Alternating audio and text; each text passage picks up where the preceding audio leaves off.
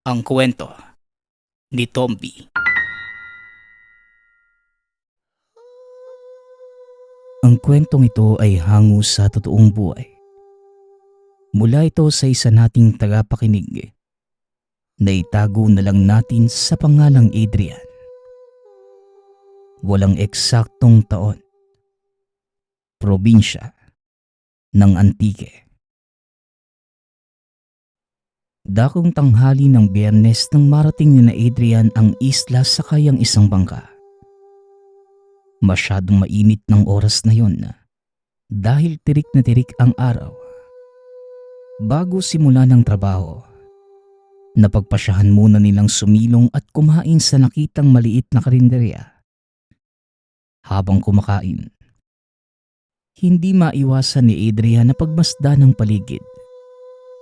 Ito pa lamang ang unang pagkakataong napadpad siya sa lugar, maging ang dalawa pang kasamahan. Medyo nakaramdam na rin siya ng kaba. Marami ang usap-usapan doon sa mismong bayan na may mga kaganapang hindi maipaliwanag doon. Madalas na nababalita ang pagkawala ng mga tao na magpasa hanggang ngayon.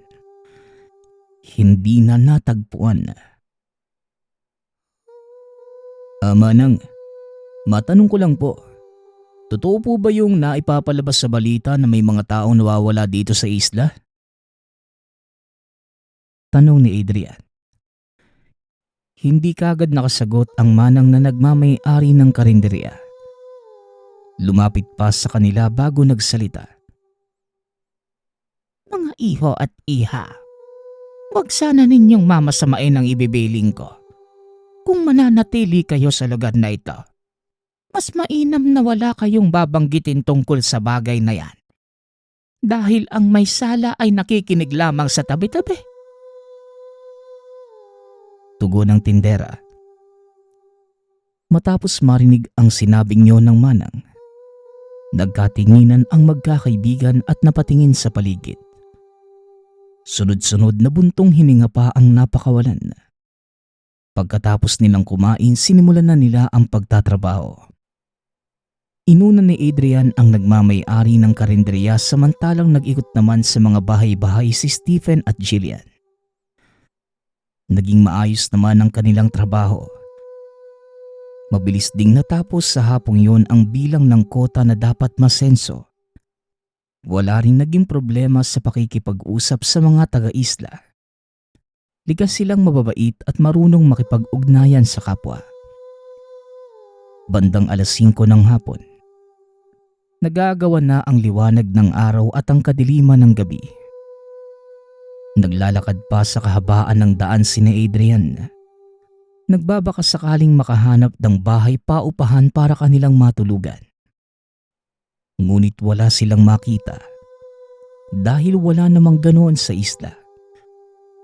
Nahihiyaring makiusap sa mga tao dahil karamihan, barong-barong lamang ang tahanan. Ayaw na nilang makisiksik at baka makaperwisyo pa.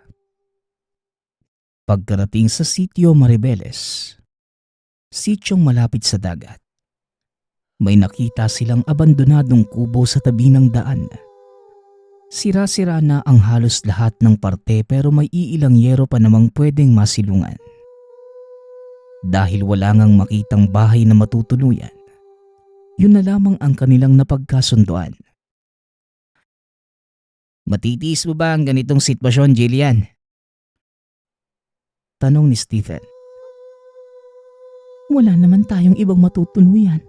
Kaya ayos lang. Nandiyan naman kayong dalawa ni Adrian eh. Kaya wala akong dapat ipag-alala. Tugon ni Jillian. Sigurado ka ba? Hindi ka pa naman sanay sa ganito. De aircon ka pa naman sa inyo. Hindi no. Ayos lang talaga. Wika ni Jillian. Natatawa pang hinampas ng dalaga sa balikat si Adrian dahil sa sinabi nito. Saglit pa silang nagkatuwaan at nagkatuksuhan sa sitwasyon. Pero lahat ng yon, natigil nang may isang mamang dumating at nakisingit. Mga iho at iha, ano bang ginagawa nyo dito? Magsiuwian na kayo? O bagong dating lang ba kayo sa islang ito? Wika ng mama. Sabay-sabay na tumango ang tatlo. Napakamot naman sa ulo ang mama. Inilapag sa lupa ang dalang buslo na may lamang huling isda. Kung ganun, sa bahay na lang kayo. Bitbitin na ninyo ang inyong mga gamit at halina't sumunod. Wika ng mama. Wala sa sariling sumunod ng tatlo. Natuwa din sila dahil sa wakas, hindi nila kailangang magtiis sa abandonadong kubo. Tahimik at walang imik silang sumunod sa mama. Halos 1 kilometro ang kanilang nilakad bago marating ang tahanan nito. May kalakihan ang tahanan ng matanda. Purong gawa sa kahoy at nipa naman ang nagsisilbing bubong. Bumungad pa sa kanila ang nakangiting asawa nito na nagbukas ng pinto. Maayos at magiliw silang tinanggap ng mag-asawa.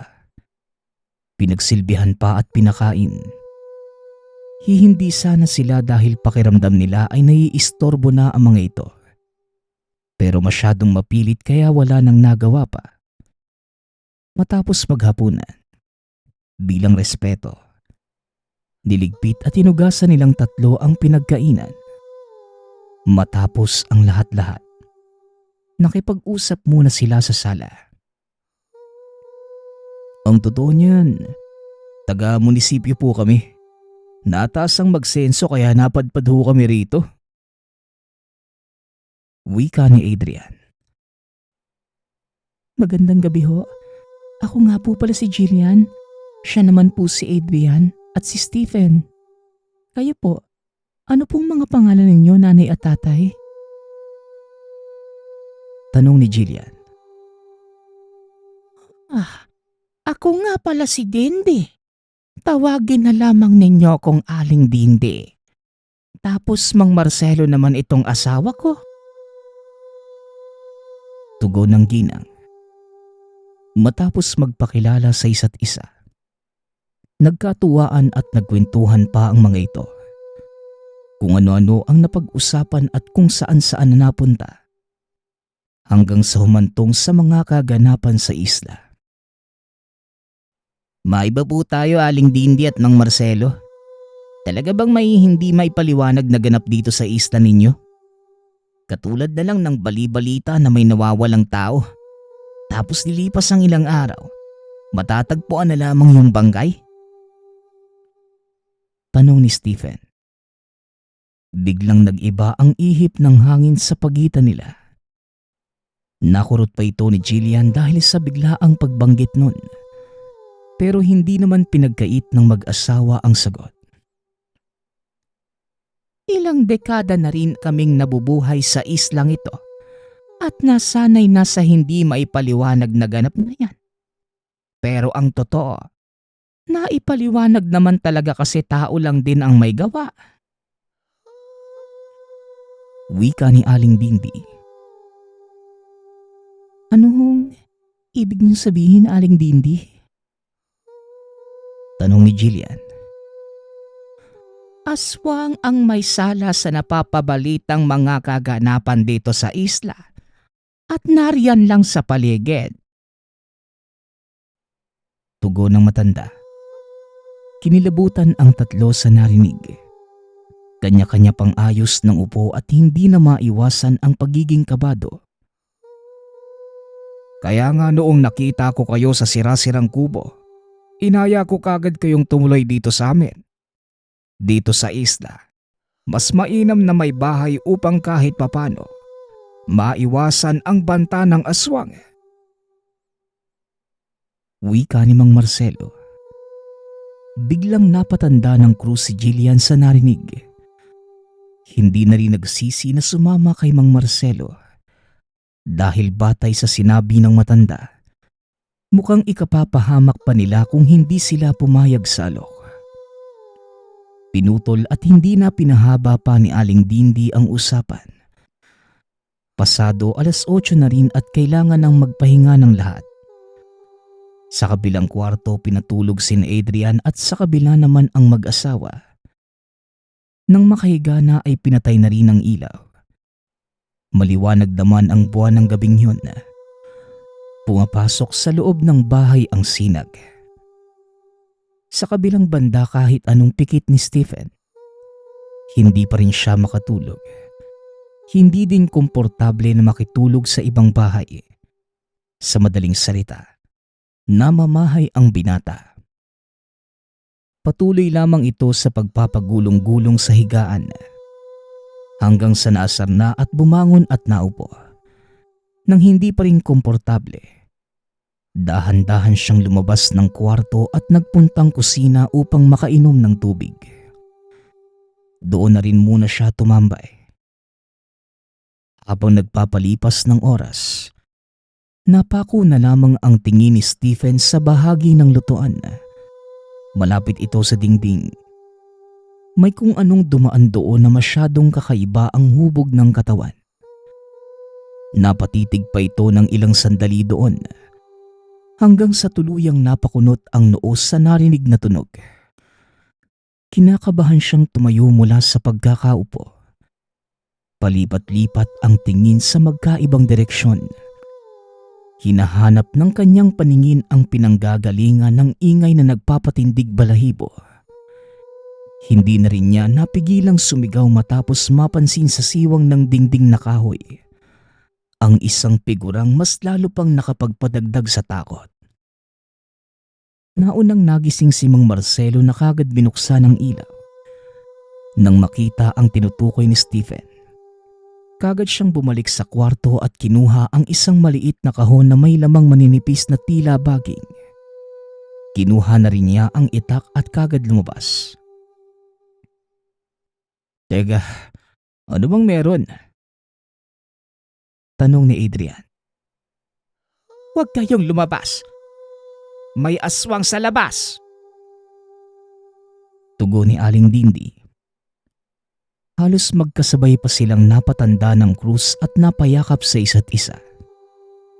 Nagmamadali namang kumuha ng maipanlalaban si Aling Dindi. Katulad ng iilang patalim at panghampas, binigyan niya din sina Adrian para kung sakali man ay makalaban. Habang nasa loob sina Aling Dindi, matapang namang hinarap ni Mang Marcelo ang aswang na walang balak umalis. Nilabas niya ang laman ng kahon, ang maninipis at may itim na sanga na nagmula sa kaibuturan ng dagat. Nang mailabas yon, kitang-kita sa itsura ng aswang ang bahagyang takot. "Mapangahas kayong mga hayop kayo. Ngayon, tignan natin kung hanggang saan ang kapahangasan ninyo. Sa oras na malasap nyo ang itim na pandakake." Wika ni Mang Marcelo. Sinugod ng matanda ang aswang na wala ring inatrasan. Sinalubong pa siya nito ng kalmot pero walang sugat na natamo. Mabilis at maliksiman ang aswang, pero madali ring nahuli matapos gamitan ng pandakaking itim. Pagkalapat nito sa mukha ay napadaing na sa pagkapaso ng balat. Doon nito natuluyan ng isubo ni Mang Marcelo ang naturang panlaban sa bibig ng aswang na nagsanhi ng paglulupasay ng nilalang. Dumadagundong pa ang daing nito at dahan-dahang nag-anyong tao makalipas ang ilang sandali. Nang tuluyang maging ganap na tao, hindi na ito nagdalawang isip na tumakas. Hindi na rin hinabol dahil sa tingin ni Mang Marcelo. Sapat na ang pinsalang nagawa upang ito'y magtanda. Bumalik na lamang ito sa tahanan. Bakit hindi nyo na lang po tinuluyan, Mang Marcelo?" Wika ni Stephen. "Oo nga po Dapat pinatay nyo na lang sana." Dagdag ni Adrian. "Tao pa rin siya at sa tingin ko, hindi na yung babalik. Magapangyarihan itong pandakaking itim at saking ginawa sa aswang na yon. Baka hindi na siya makatayo pa." Tugon ni Mang Marcelo. Parehong napatingin sa hawak ni Mang Marcelo sina Adrian, Jillian at Stephen. Kung titignan itong maigi, isa lamang maninipis na baging o ugat. Tila ordinaryong makikita sa kung saan-saan kaya nagdalawang isip pa silang maniwala. Ano po ba yung bagay na yan, Mang Marcelo? Tanong ni Adrian. Ang tawag dito ay itim na pandakake. Halamang ugat na nagmula sa kailaliman ng dagat. Hindi basta-basta nakukuha dahil kailangan pang magbuwis ng buhay sa tubig. Mabisang panlaban din ito sa aswang. Pero mas magiging mabisa kapag idinaan sa orasyon. Pinaorasyonan ko na ang lahat ng pandakaking meron ako sa kaibigan kong albularyo at isa ng mutya. Ito na rin ang naging panangga at nagsisilbing laban namin sa tuwing may aswang na mapapagawi. Tugon ni Mang Marcelo. Matapos maipaliwanag ang lahat, binigyan ng matanda ng tig-10 tangkay sina Adrian. Tinuruan din niya kung paano gamitin. At habang nandito kayo sa isla, mas mainam na may bitbit kayong ganyan para hindi basta-basta malapitan ng masasamang elemento. Huwag nyo ring iwala o ilagay kung saan-saan. Palagi nyo lang bitbitin. Maliwanag ba? Dagdag ni Mang Marcelo. Dahil walang ibang magawa at kailangan din ng proteksyon, tumango sina Jillian at tinanggap ang pandakaking itim. Nagsibalik na din sila sa kwarto upang makatulog muli. Sa sala na rin humiga si Mang Marcelo at Aling Dindi para mas mapagpatibay ang pagbabantay lalo na sa mga bisita. Kinabukasan, maagang sinimula ni Stephen ang trabaho. 100 bahay na lamang din at matatapos na ang kanilang senso. Akala nila sila lang ang nakakaalam sa nangyari ng nagdaang gabi. Ang kapitbahay din pala. Kay Mang Marcelo kayo tumuloy, ihano. Mas mabuti talagang sa kanila kayo nakituloy. Dahil wala pang aswang na nagtagumpay kapag sila na ang nakakalaban. May mutya kasi si Mang Marcelo na kinakatakutan ng mga aswang. Kaya bihira lang na may lalapit. Pasalamat nga kami dahil nabigyan din kami. Wika ng kapitbahay. Napatango na lamang si Jillian. Nagpaalam na matapos maitala ang impormasyon ng pamumuhay ng pamilya ng nakausap. Lumipat na rin siya sa kabilang bahay. Yung nag-iisang nakatirik sa kalagitnaan ng naglalakihang mga puno ng mangga. Isang binatang lalaki ang nagpatuloy sa kanya. Kagad ding sinimulan ang pagtatanong hingil sa mga katanungan ng senso. Sa kalagitnaan ng pagtatanong, napansin ni Jillian ang pagiging mailap ng lalaki. Hindi rin ito sigurado sa mga sagot at panay-iwas ng tingin. Kapansin-pansin din ang kakaibang amoy nito na para bang may langis sa katawan at ilang taon nang hindi naliligo. Sinubukan na lamang niyang baliwalain ang lahat pero hindi na siya naging komportable nang lumabas mula sa kwarto ang isa pang lalaki. Tao naman. Pero nakakatakot ang aura at ang itsura.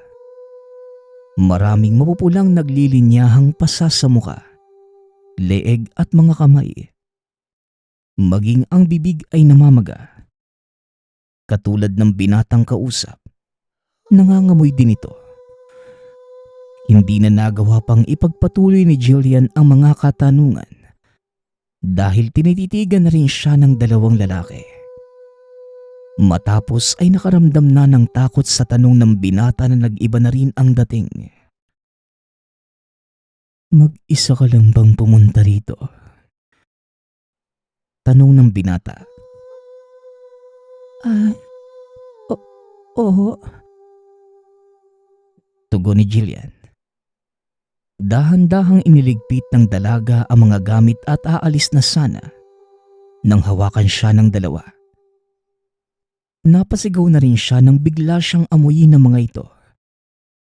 Ngunit kahit anong gawing pagpupumiglas, Hindi makawala hanggang sa namalaya na lamang na aswang na pala ang mga kasama. Buong lakas siyang nagsisigaw habang natatarantang nag-isip kung paano makawala. Damang-dama na rin niya ang labis na takot. Matapos maramdaman ang dila ng mga ito sa balat. Dinala pa siya sa kwarto at doon sana may gagawing masama. Pero bigla na lamang napasiksik sa sulok. Jillian, halika na! Sigaw ni Adrian. Kagad hinila palabas ni Adrian si Jillian habang hinahagisan ng pandakaking itim ang dalawang aswang. Nagsitakbuhan na rin sila palayo ng makalabas at dumiretso sa bahay ni Mang Marcelo kung saan naroon na si Stephen. Oh, anong nangyari? Tanong ni Stephen. Itong si Jillian kasi, kamunti ka ng makain ng buo ng mga aswang eh. Tugon ni Adrian. Ano? Saan ka ba nang galing iha? Doon po sa sityo silang, yung bahay sa may manggahan. Diyos mio, mag-amang aswang ang nakatira doon. Si Mang Densyong, yung tatay ng binata, na siyang sumalakay naman sa ating gagabi. Pag-uusap ng mga ito. Purong pangamba ang naramdaman ng lahat. Pero nakahinga rin kahit papano dahil walang masamang nangyari kay Jillian. Nasermonan nga lang ni Stephen matapos makita ang laman ng bage. Grabe naman oh. Mas inuna mo pa ang pagpapaganda kaysa proteksyon mo? Tanong ni Stephen. Tama na, Steph. Ang importante walang masamang nangyari sa kanya. Wika ni Adrian. Paano kung meron? Paano kung hindi mo siya sinundan? Tugon ni Stephen. Uminahon nga kayo. Huwag na tayong magtalo-talo dahil wala rin niyang magandang maidudulot. Wika ni Aling Dindi.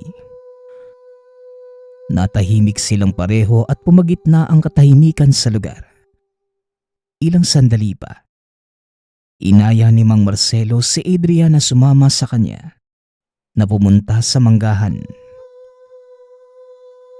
Mang Dennis, mag-usap po tayo. Lumabas ka dyan sa bahay ninyo. Wika ni Mang Marcelo. Tama po ba tong ginagawa natin? Baka mas lalo pa silang magalit at sumalakay ulit niyan ha? Tanong ni Adrian. Pakikiusapan lang natin sila, Adrian. Hindi maganda ang ginagawa nila. Tugon ni Mang Marcelo. Ilang sandali pa. Lumabas ang binata at sumunod ang ama nitong si Mang Dennis na walang ka-ekspresyon ng pagmumuka. Magandang araw nga pala sa inyong dalawa. Makikiusap lang sana ako. Huwag niyo namang biktimahin ang mga bisita ko. Dayo lamang sila sa isla natin. Mang Dennis, naway hayaan na lang ninyo hanggang sa makalis sila ng lugar. Bukas na bukas din naman ang kanilang alis. Pakikiusap ni Mang Marcelo. Pero sa pagsasalita ng matanda, wala man lang kahit anong reaksyong pinapakita ang mag-amang aswang. Kinabahan na rin si Adrian sa pamamaraan ng pagtingin ng dalawa. Kaya hinikayat na nito si Mang Marcelo na umalis. Pumayag naman ang matanda dahil ayon sa kanya, wala ring mapapala sa kung ganun lang din ang pakikitungo ni Mang Dennis sa kanila. Pagka-uwi ng tahanan, mas lalong pinagtibay ni Mang Marcelo ang paglagay ng pananggalang at pangontra. Bawat sulok ay kanyang nilagyan, pati na ang bulsa ng asawa at ng 3 bisita. Mukhang hindi na madadala sa pakiusap ang mag-amang yon. Nakailang salakay na sila sa atin. At makailang ulit ko ring pinalampas dahil naaawa ko sa karapatan nila bilang tao. Pero parang Sumusobra na sila ngayon Wika ni Mang Marcelo.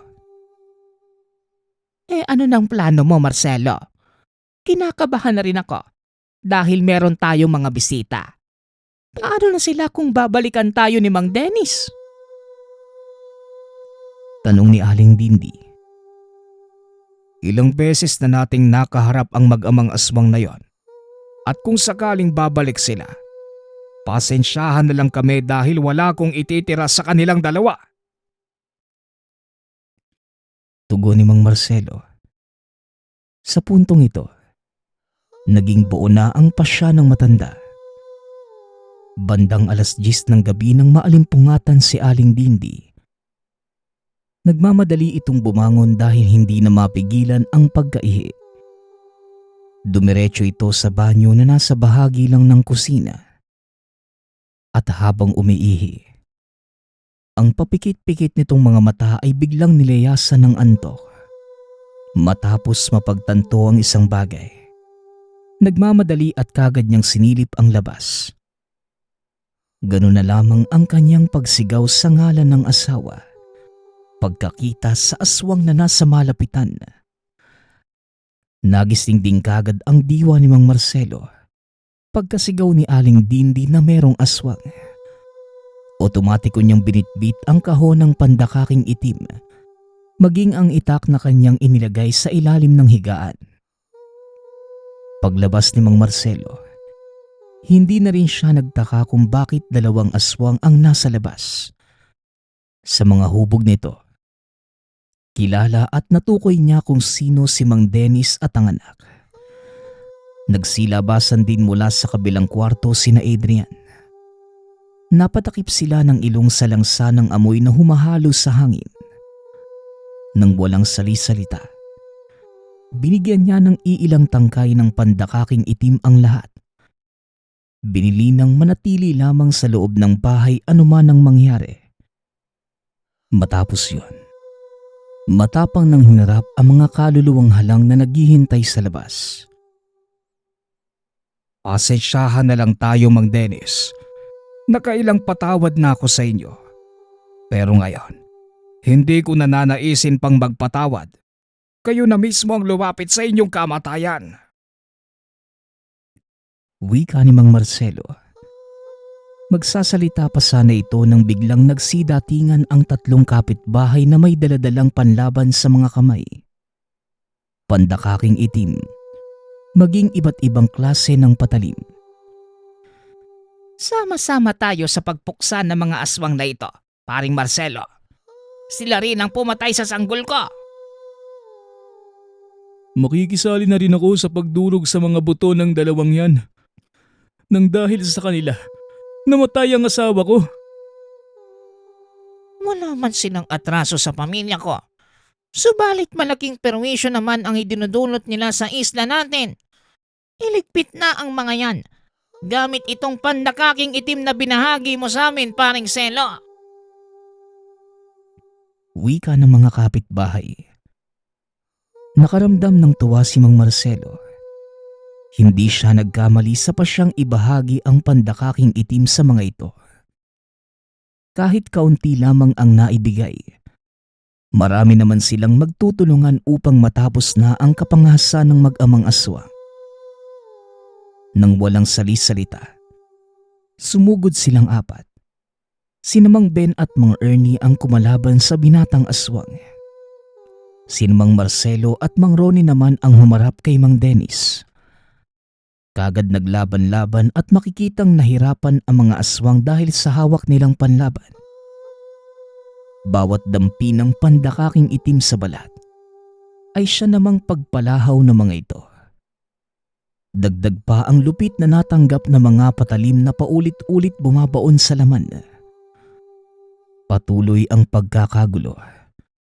Lalo na nang bumaliktad ang sitwasyon makalipas ang ilang sandali.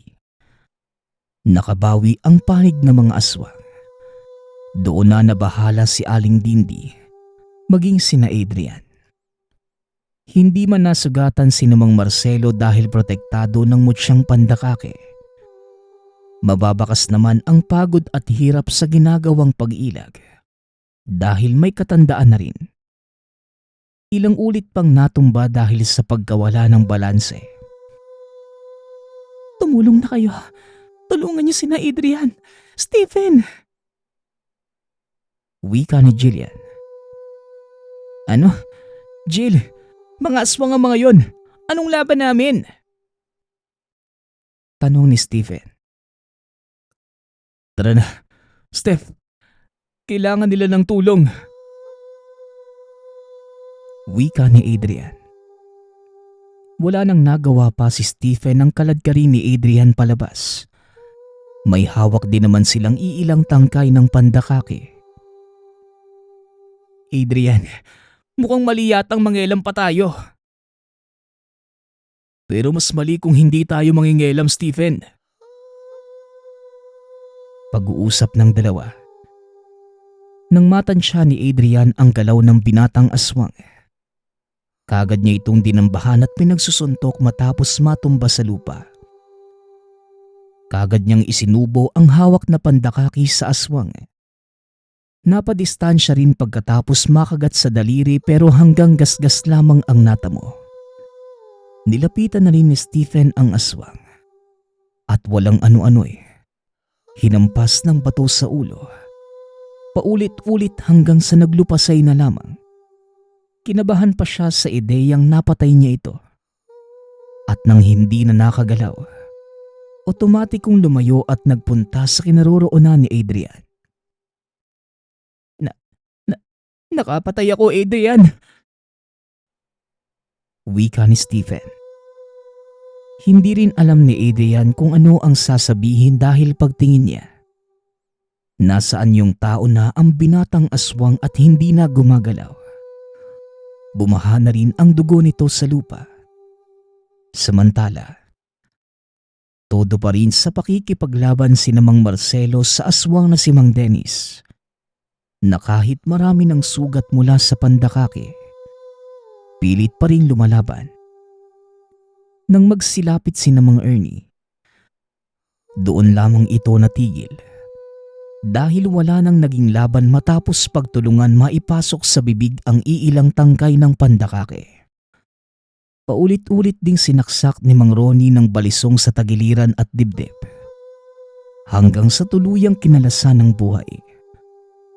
Kapwa nagkatinginan pa na mapagtantong bagsak na ang parehong aswang. Sa wakas, natapos na rin. Halos magkasabay pang naupo sa tabi ang matatanda. Makikita ang saya sa kani-kanilang mga muka.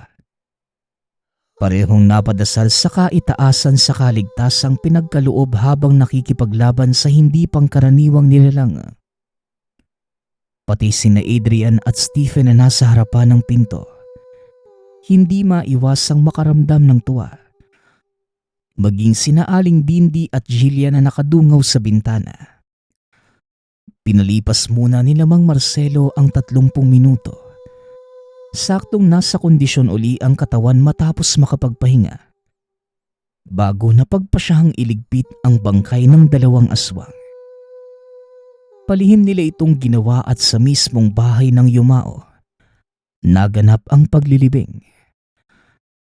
Matapos yon, kanya-kanya na sila nang uwi sa kani-kanilang tahanan. Kinabukasan, maagang naghanda sina Adrian dahil natapos na rin naman ang trabaho. Kailangan na nilang bumalik sa lungsod upang ma-report sa opisina ang talaan ng senso.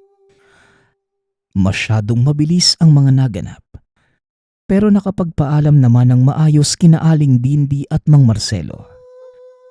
Hinatid pa nga sila sa daungan at hinintay na makaalis ang kanilang bangka bago umuwi. Nang sumunod na araw, naging abala na sina Adrian dahil sa pagtatrabaho sa munisipyo. Sa kabila ng mga pangyayari, wala silang kahit sinong pinagsabihan. Dahil na rin sa pakiusap ni Aling Dindi sa pag-aalala na baka maging masama ang pagtingin sa mga taga-isla. Magmula din ang mapatay ang mag-amang aswang. wala nang napapabalita pang may nawawalang tao. Subalit sariwang-sariwa pa rin sa alaala nilang tatlo ang mga kaganapan sa isla. Minsan pa'y binabangungot. Sa tuwing nangyayari ito, napapahawak na lamang sila sa pandakaking itim na pinabao ni Mang Marcelo. At sa ganong paraan, gumagaan ang kanilang pakiramdam at damang-dama ang proteksyon nitong taglay. Nagpapasalamat nga pala ako sa nagpadala ng ating kwento. Naway nagustuhan niyo ang inyong napakinggan. Nagpapasalamat din ako sa lahat ng patuloy na nakikinig at sumusuporta sa ating channel. Naway patuloy niyong suportahan at pakinggan ang ating mga kwento. Hanggang sa muling pakikinig. Paalam.